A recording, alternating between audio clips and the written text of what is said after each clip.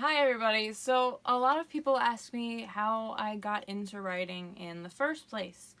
And it's a really interesting story. I find that a lot of people, their passions come out of almost tragedies, and I think that I'm not an exception to that rule.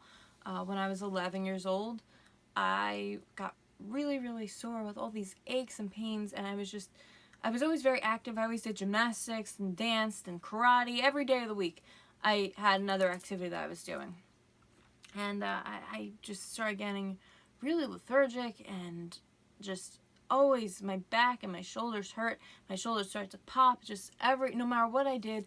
I was like an old lady. My bones and everything were just cracking and they hurt. And I was 11 years old, and my dad was like, "You're not 80. Why are what's going on? You're acting like an 80-year-old." And I'm like, I don't feel right. I feel so sick. I'm sleeping all the time.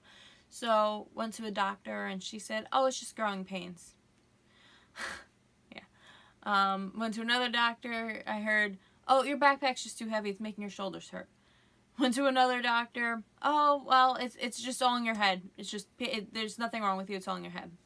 I wound up going to 15 different doctors. I heard everything from I had fluid on my spine, which was causing the pain, to maybe I had arthritis. I heard everything. I heard that I was making it up. Many of them said, "Oh, she's just making it up." Yeah, that still to this day, like, yeah, okay. I heard everything, and nobody knew what the problem was. And then finally, I was diagnosed with Lyme disease. And, Lyme disease always makes these resurgences. Like, a lot of people, "Oh, it's like the mystery disease. It's the made-up disease." I've heard everything about Lyme disease, but you always have these advocates for it on television. I just put on the news a couple weeks ago. And again, there's this woman on the news.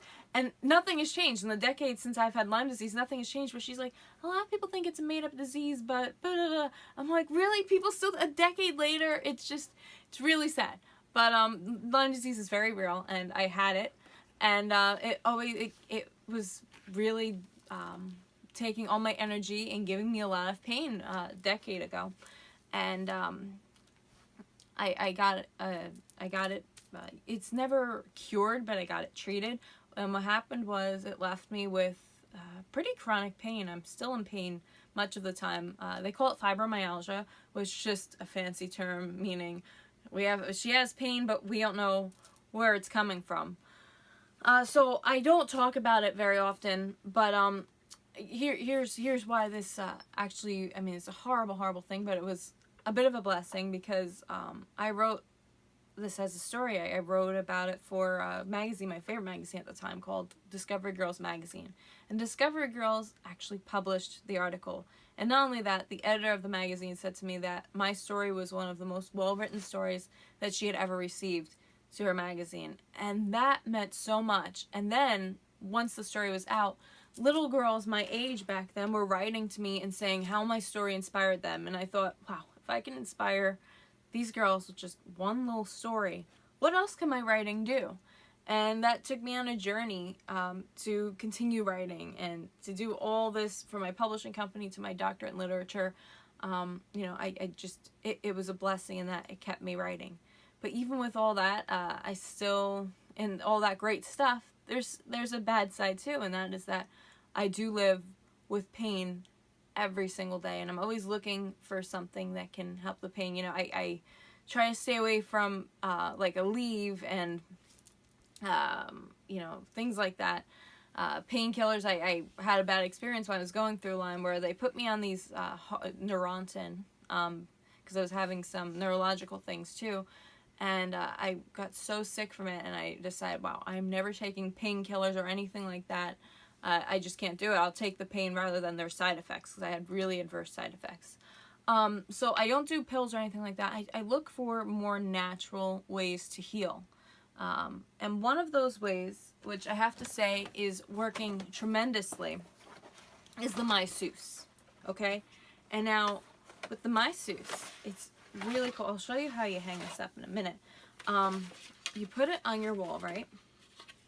And then you go in front of it, and it massages your back, okay? And when you're not using it for that, it works as a hanger. So you can put your, I mean, it works better when it's on the wall, but you can see you can hang things on it as well because of the shape. So this is all, and you could also adjust where this goes. So if you're having upper back pain, boom, it's up there. Lower back, right there. I have a little bit of other information here. You know, some people, they put a tennis ball behind them, and that the tennis ball falls down. The tennis ball doesn't stay in place. This stays in place. It does the same thing as a tennis ball, except it stays in place.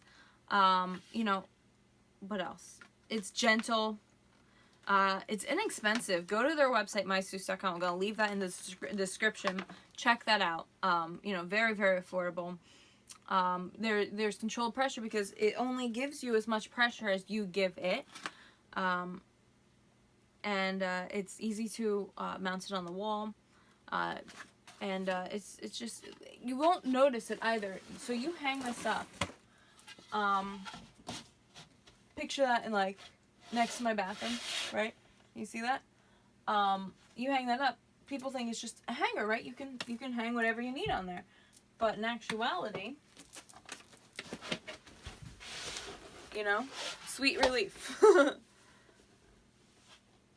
It really, it gets in there, you know. I go for frequent massages, and that's one thing. But I don't have time to go for a massage, like, whenever I have pain. And B, sometimes you just need the more, you know where you're sore, and the masseuse doesn't. So something like this is super duper helpful. So I implore you all to check it out. I find that putting heat first, okay, so maybe putting a heat pad on my back, and then just going in front of this and the quick massage. You know, you could be getting ready in the morning, not much time, but you have time for this. It's so quick after you hang it up. At night before you go to sleep, I mean, I work at home, so if I'm sitting for a really long time and I'm sore, I can just get up and use this. So there are so many different times you can use it, and it doesn't become an inconvenience. It's really, really simple. So you guys check out the Mysseuse. I'm leaving all the information for you. It's really, really awesome.